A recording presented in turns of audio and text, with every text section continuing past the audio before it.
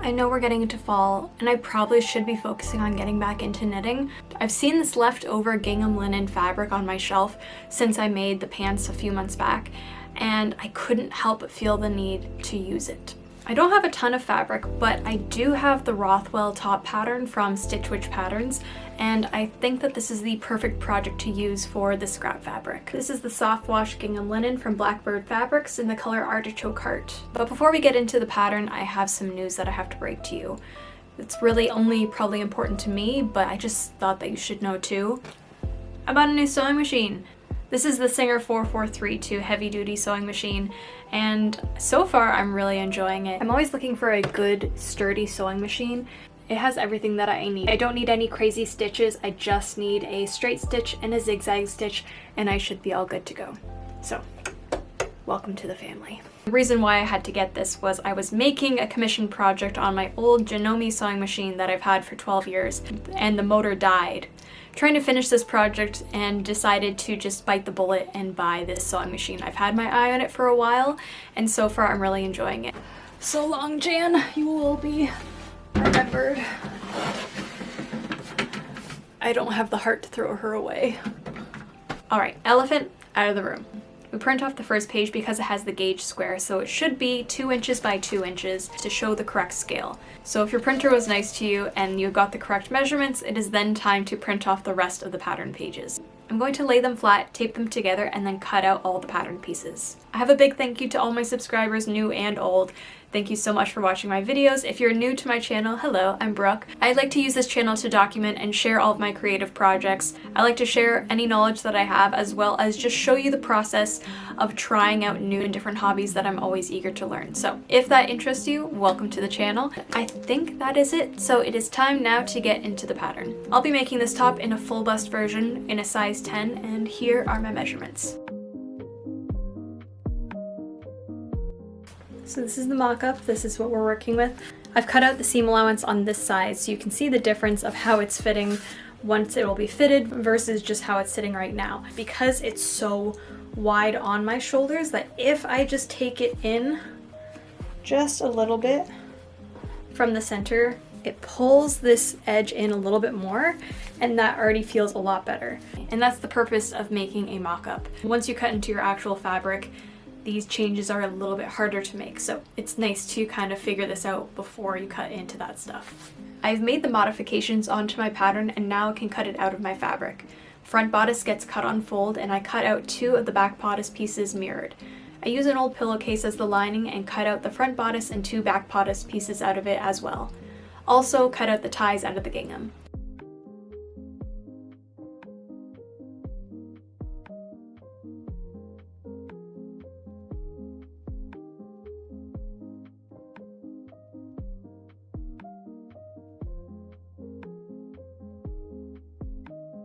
Now it's time to follow all these steps to make the Rothwell top.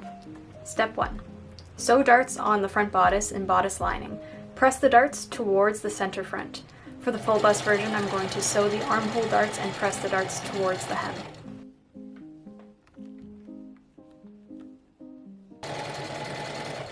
Step 2.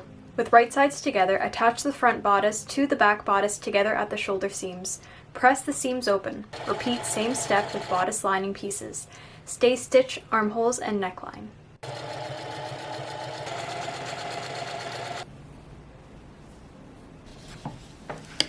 Step number 3. With right sides together, stitch bodice lining and bodice pieces together along neckline, stopping and back stitching at center back circle. Next, sew bodice and bodice lining along armholes.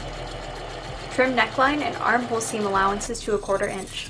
One at a time, pull the back bodice pieces towards the front bodice through the shoulder channels and press.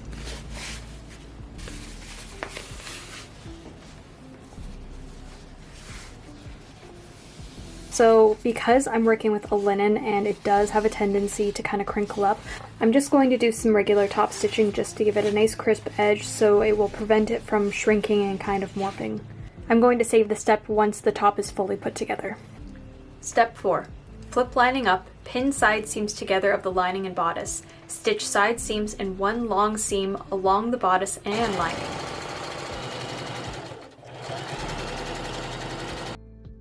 Press seams open, flip lining back down, and press. Understitch armholes as far as your machine can reach. Step number 5. With right sides together, flip lining hem onto the bodice hem, pinning and lining up side seams and darts. Stitch hems together, leaving 3-inch opening at the hem on one side of the back bodice. Trim the hems to 1/4 inch. Step number 6. To create all ties, fold tie pattern pieces lengthwise with right sides together. Stitch edges using a 1/4 inch seam allowance. Trim seams to 1/8 inch. Turn ties right side out and press. Step number 7. On one end of each tie, tuck open edge of tie inside about 1/4 inch, and top stitch or slip stitch openings closed. Step number 8. Place 4 of the ties inside the center back bodice, centered at notches between the shell and lining. Stitch center back seams closed. Trim seams to 1/4 inch. Step number 9. Reach inside back hem opening and pull bodice right side out, carefully turning hem corners. Press all edges. Step number 10. Tuck seam allowance at hem opening inside bodice. Hand slip stitch or machine edge stitch openings closed. Step number 11. Top stitch remaining ties to front bodice at the center of each tie. And last step is step number 12, pulling both ties into bows on each side as desired. And now we are all finished. Let's see how it looks.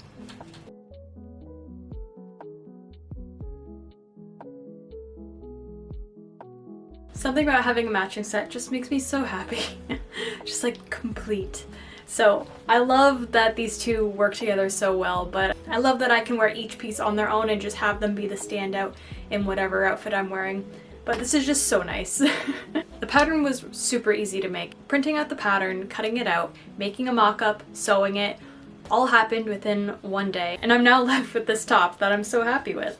So I'm definitely going to try this again. I raised the neckline a little bit, but I don't really think that I needed to. If I do the pattern again, I'm probably not going to go up this high. I might go just a little bit lower. With all that said, I'm really happy with how this turned out. Let me know if there's any other patterns that you want me to try out. I really like testing out these patterns. I tested out the Hollyhock romper, I tested out the Gladys pattern, I tested out a few McCall's patterns. I really like making these videos, so if you like them too, please leave me a comment letting me know other patterns that you'd like to see. But until next time, thank you so much for watching. I hope you have a wonderful day. Bye.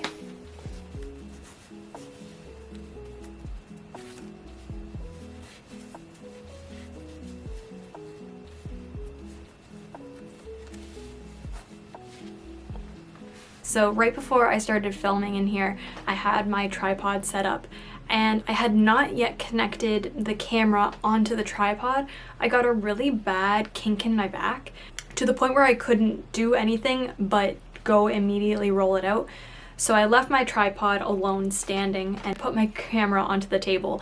As I was using the foam roller on my back, I heard a crash come from my sewing room and then one of my cats walk out.